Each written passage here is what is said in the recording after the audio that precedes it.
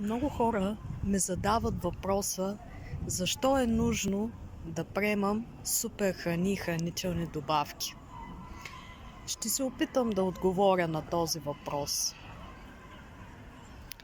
Сами виждате, че всичко това, което е в търговската мрежа, не е това, което е било преди, може би, 10 години назад във времето.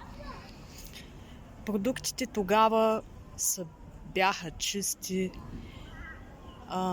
салама беше салам, сиренето сирене, хляба си беше хляб, но в момента нещата не стоят така.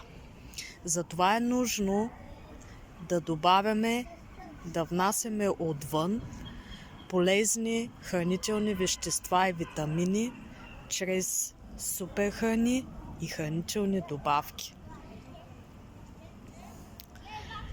И не е нужно лекар да ви предписва хранителни добавки и супер храни. Просто се насочете към дадена компания и се регистрирайте към техен консултант, който да ви консултира и да ви напътства в правилната посока. Здравето е наша лична отговорност. Така че, мили приятели,